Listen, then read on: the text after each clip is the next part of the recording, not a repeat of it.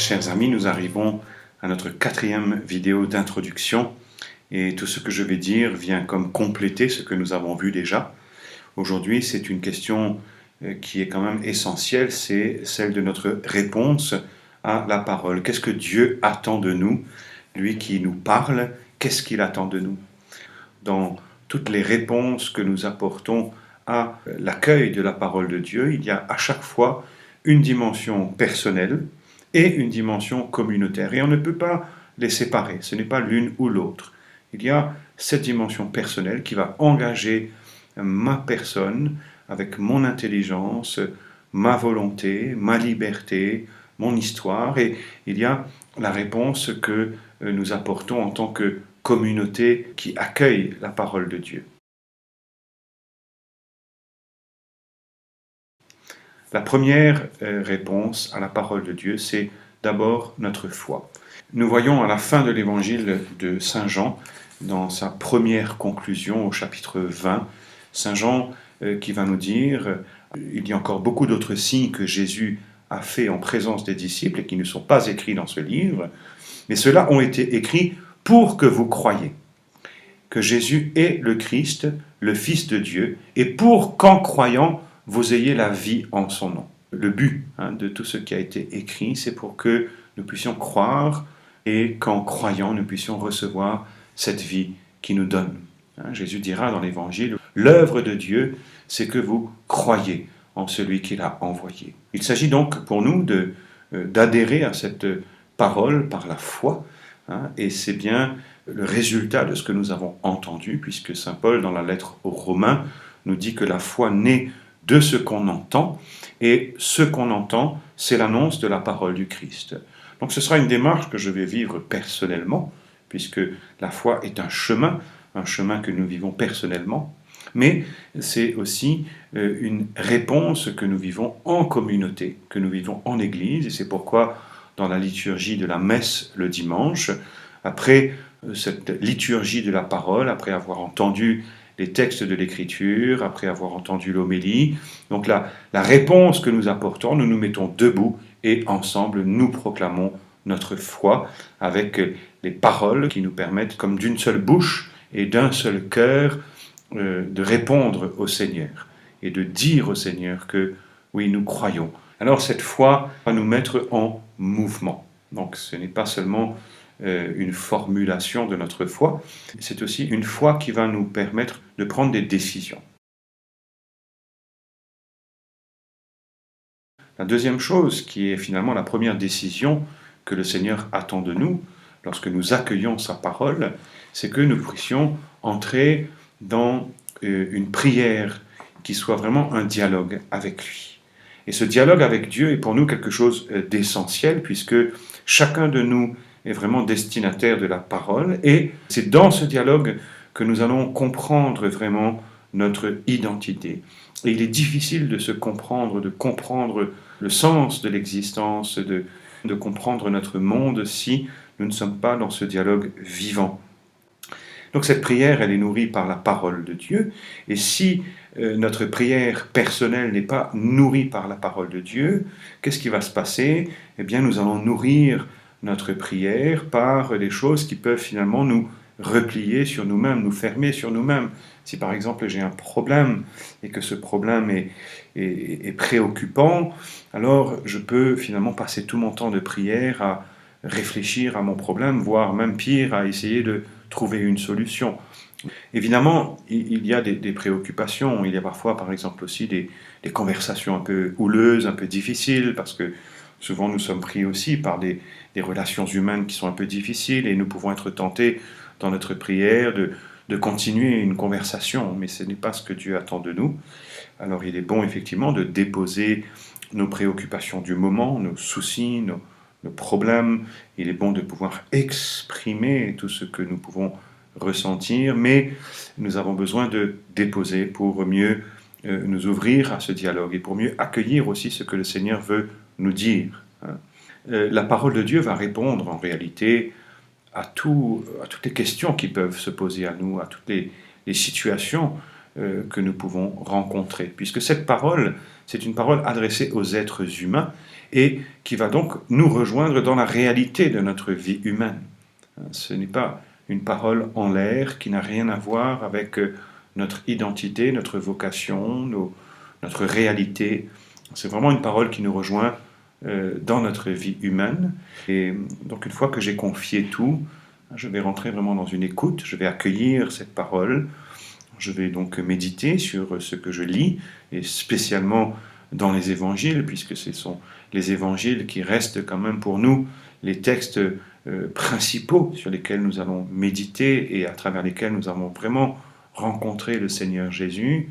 Mais l'important, ce n'est pas forcément de lire beaucoup, mais c'est d'accueillir ce que nous lisons, de lire une première fois à haute voix, une deuxième fois à haute voix, de reprendre vraiment le texte dans les détails, de nous attacher à quels sont les mouvements, d'essayer de nous représenter vraiment la scène, de voir le décor, les personnages, de bien situer et d'essayer vraiment d'entrer dans cette scène, dans ce passage que je suis en train de lire, d'entrer dans la peau des personnages et d'essayer vraiment de me retrouver moi-même dans ce récit et ainsi pour pouvoir plus facilement laisser le Seigneur me parler. Et il est bon de s'arrêter à ce qui me touche, de goûter à cela et à un moment donné même de mémoriser, voilà, mais toujours en restant à ce que le texte me dit. J'ai déposé mes soucis, j'ai déposé mes préoccupations. Là, je me rends disponible. Parle, Seigneur, ton serviteur écoute. Il ne s'agit pas de chercher rapidement une réponse à mes problèmes, mais voilà, de laisser le Seigneur me rejoindre. Et ce sera parfois une parole qui va me rejoindre dans autre chose, qui ne va pas forcément être en lien direct avec mes préoccupations, mais qui va m'aider à revivre. Dieu, dans sa pédagogie, nous a donné aussi des passages de la Bible qui peuvent nous aider à répondre. En nous appuyant sur sa parole, nous trouvons aussi les mots pour nous adresser à lui. Et évidemment, nous pensons particulièrement au livre des psaumes. Le livre des psaumes va reprendre toute la gamme des sentiments qui peuvent habiter le cœur de l'être humain, que ce soit la joie, la douleur, l'angoisse, l'espérance, la peur, l'anxiété, parfois même le désir de vengeance. Donc toute cette gamme de sentiments, nous les retrouvons dans les psaumes et l'Église a toujours encouragé cette prière avec les psaumes afin que ce soit la parole de Dieu elle-même qui nous donne les mots pour que nous puissions comme canaliser aussi tout ce que nous ressentons, tout ce que nous vivons, que nous puissions canaliser tout cela dans une prière que nous recevons nous-mêmes de Dieu. C'est Dieu qui nous donne cette parole pour que nous puissions aussi nous adresser à lui. C'est la raison pour laquelle, dès le début de l'Église, la prière communautaire aussi s'est organisée avec évidemment une place importante donnée à la parole de Dieu et aux psaumes en particulier, pour que, à travers le chant des psaumes, la communauté puisse aussi se mettre dans un mouvement de prière communautaire. Nous avons dans la liturgie de l'Église, c'est-à-dire sa prière publique, sa prière officielle, nous avons des offices qui sont des temps de prière qui sont prévus et qui nous permettent donc de nous rassembler dans une même communion, indépendamment des lieux où on se trouve. Les offices liturgiques constituent la prière de l'Église et c'est la prière par laquelle aussi Jésus continue aussi à prier son Père par son corps qui est l'Église. Ce qui est dit là est très profond. Jésus continue à prier son Père à travers la prière de l'Église, la prière liturgique de l'Église, qui est la prière officielle de l'Église, et à laquelle nous sommes donc invités, à laquelle nous sommes associés. Ce sont les offices des laudes le matin, les vêpres le soir, et puis il y a des deux petits offices, office du milieu du jour, donc en milieu de journée, office des complis, et ce qu'on appelle l'office des lectures, qui est un temps de prière qui peut être prié soit très tôt le matin, ou alors à un autre moment de la journée, mais ce sont 5 offices liturgiques que l'Église nous propose tous les jours. Et les religieux, les prêtres, les diacres s'engagent comme une prière qu'ils vont faire aussi pour l'Église et au nom de toute l'Église. Et il y a beaucoup de laïcs qui découvrent aussi cette prière liturgique et qui sont heureux de pouvoir s'associer aussi à cette prière de l'Église en prenant voilà, ces textes, ces offices tels que l'Église nous invite à prier avec la parole de Dieu. Alors vous avez ce site AELF qui est en réalité une bonne référence puisque sur ce site vous allez retrouver les textes de la Bible dans la version officielle pour la liturgie. Et vous allez voir sur ce site AELF qu'il y a chaque jour, on vous donne aussi la prière des différentes heures, puisque ça s'appelle la liturgie des heures, pour que nous puissions sanctifier les heures de la journée à travers ces différents offices de prière.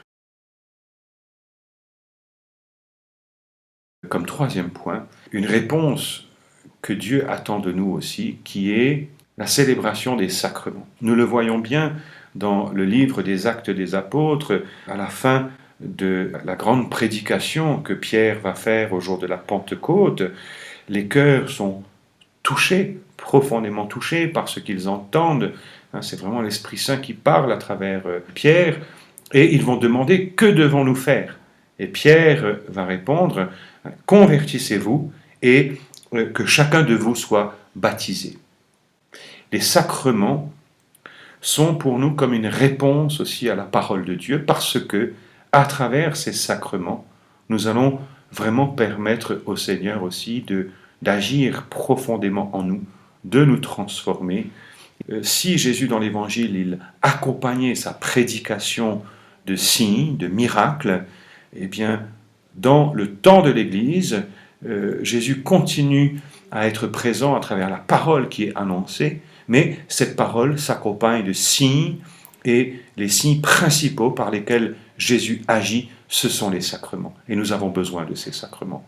Nous avons besoin de tous ces sacrements, que ce soit le baptême, la confirmation, la confession, le sacrement des malades, le sacrement du mariage, le sacrement de l'ordre quand on est appelé, comme tous les prêtres, et le sacrement de l'Eucharistie est central.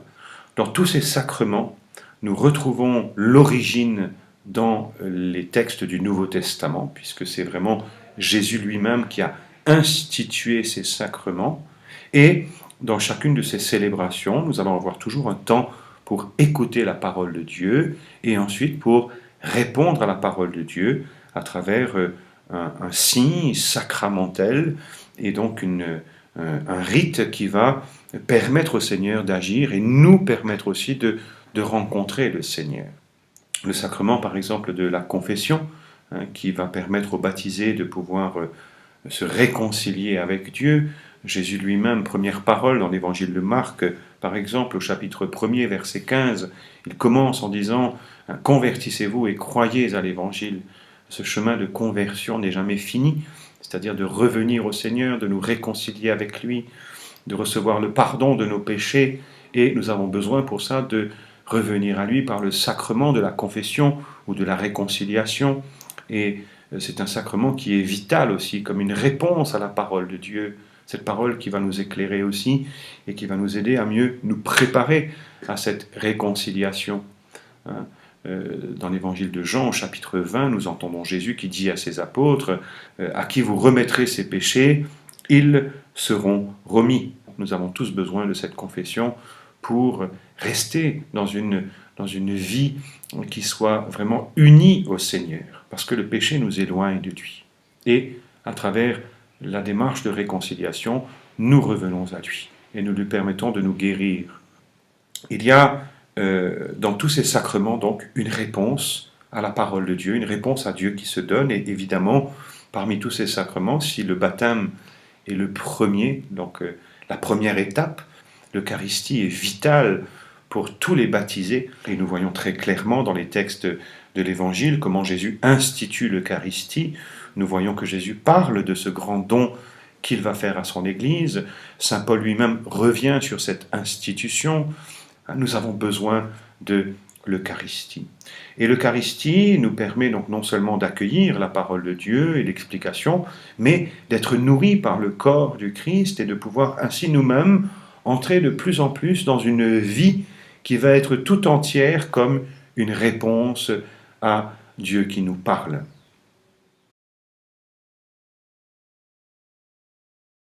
C'est la quatrième chose importante, nous avons besoin de répondre à la parole de Dieu à travers toute notre vie. Dans la lettre de Saint Jacques au chapitre 1er, mettez la parole en application, nous dit-il, ne vous contentez pas de l'écouter, ce serait vous faire illusion. Donc il y a un besoin pour nous de répondre à cette parole, de la mettre en pratique, de traduire cette parole à travers notre manière d'être, n'est-ce pas? Mais pour cela, nous avons besoin des sacrements d'abord, parce qu'à travers les sacrements, nous recevons la grâce de Dieu. Saint Paul dit dans la lettre aux Romains au chapitre 12, « Je vous exhorte, frères, par la tendresse de Dieu, à lui présenter votre corps, votre personne tout entière, en sacrifice vivant, capable de plaire à Dieu. C'est là, pour vous, la juste manière de lui rendre un culte. » La juste manière de rendre un culte à Dieu, c'est que toute notre vie, dans toutes ses dimensions, soit vraiment offerte, soit ajustée à ce que Dieu attend de nous. Et il nous dit dans ce même passage, Saint Paul, ne prenez pas pour modèle le monde présent. Le monde présent ne peut pas être un exemple pour nous, mais transformez-vous en renouvelant votre façon de penser pour discerner quelle est la volonté de Dieu, ce qui est bon, ce qui est capable de lui plaire, ce qui est parfait. Donc il s'agit de mettre en pratique la parole et notre foi nous conduit à agir. Mais encore une fois, ce qui est premier, c'est la foi, c'est l'enracinement dans un dialogue par la prière, c'est la vie sacramentelle qui nous nourrit et qui nous permet de pouvoir laisser le Seigneur agir en nous, de nous transformer pour que nous puissions mettre en œuvre aussi tout ce qu'il nous dit. Et nous avons besoin pour cela de pouvoir aussi laisser la parole nous éclairer. Est-ce que ce que j'ai fait est juste? Est-ce que c'est bon? Est-ce que cela plaît à Dieu? Est-ce que cela est conforme à la volonté de Dieu? Comment la parole de Dieu m'aide justement à voir ce qui est juste dans ma manière d'agir ou dans ce que je n'ai pas fait? Nous avons des manquements envers Dieu, envers notre prochain. C'est quand il y avait une occasion d'agir et peut-être par lâcheté, peut-être par peur du qu'en dira-t-on, mais je n'ai pas agi, je n'ai rien fait. Donc laissez la parole vraiment mettre en lumière ma relecture de vie. En recevant la parole de Dieu et en la méditant, cela va transformer aussi ma manière de parler, parce que nous avons constamment besoin aussi de réajuster notre manière de parler. Parfois nous parlons trop et il faudrait plutôt écouter. Parfois nous parlons trop peu et il y aurait une parole à dire. Parfois notre parole, elle glisse, elle n'est plus dans la charité, elle est dans le jugement, dans la médisance. Alors vraiment, c'est un lieu de vigilance aussi que d'apprendre à nous laisser purifier par la parole de Dieu pour que notre langage soit vraiment un lieu où Dieu est glorifié dans notre vie et que notre parole soit comme aussi dans un prolongement de la parole de Dieu, que notre parole donne vie à nos frères et sœurs, que ce soit une parole de vie, de bénédiction, qui fasse grandir. Et puis, évidemment, la parole de Dieu va surtout nous éclairer à propos de tous ces mouvements intérieurs, c'est-à-dire ce qui habite notre cœur, ce qui habite nos pensées, ce que personne ne voit, mais qui a constamment besoin aussi d'une vraie purification. Jésus nous en parle dans l'Évangile, quand il parle de ce qui est pur et de ce qui ne l'est pas. Il dit bien que voilà, ce qui est impur, c'est ce qui sort du cœur de l'homme, de ses pensées. Plus nous allons nous laisser nourrir par la parole de Dieu, et plus nous allons trouver aussi dans notre vie intérieure des pensées qui vont être de plus en plus ajustées à la manière dont Dieu voit les choses.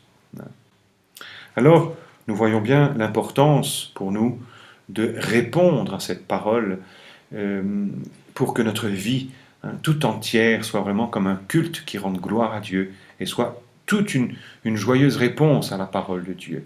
Et finalement, à la racine de tous les péchés, il y a soit une négligence, je n'entends pas Dieu qui me parle, soit j'entends mais je ne mets pas en pratique, donc une forme de désobéissance, de dureté de cœur, je ne veux pas.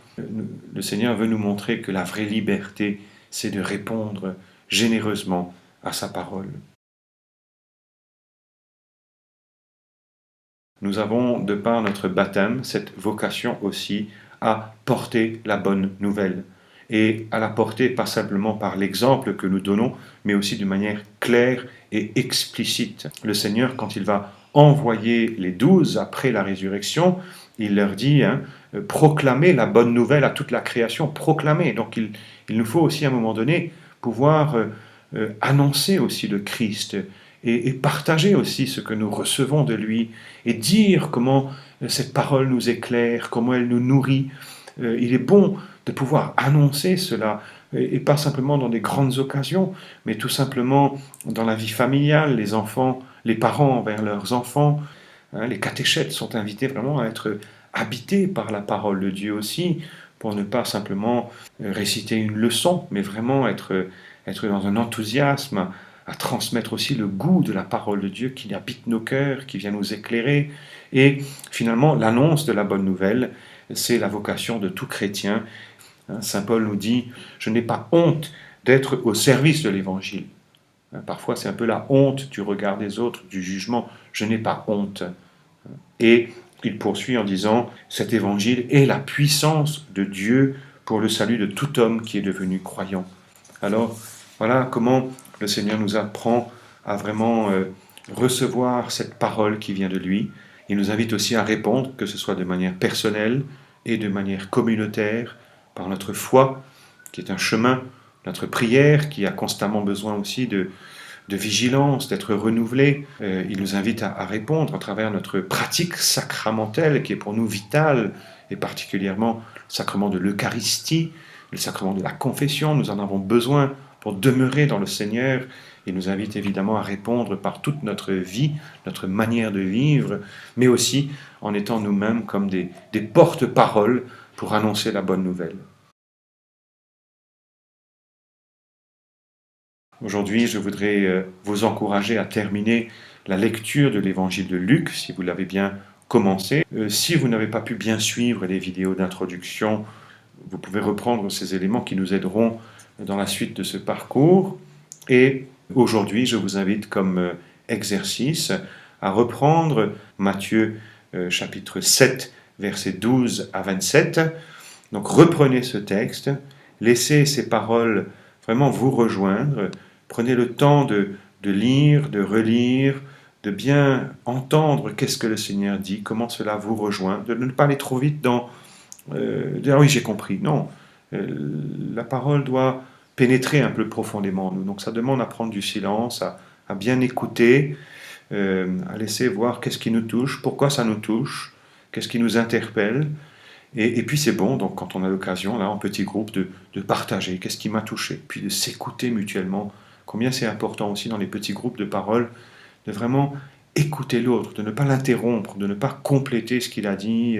Non, j'écoute avec bienveillance, j'écoute avec attention, je ne juge pas, je ne viens pas commenter ce qu'il dit, et je suis content aussi quand je parle d'être entendu, d'être écouté. Voilà, que le Seigneur vous bénisse, que le Seigneur continue à vraiment parler à vos cœurs. Et dès la semaine prochaine, donc, nous prendrons le début de l'Ancien Testament. Que la bénédiction de Dieu descende sur vous et vous accompagne au nom du Père et du Fils et du Saint-Esprit. Amen.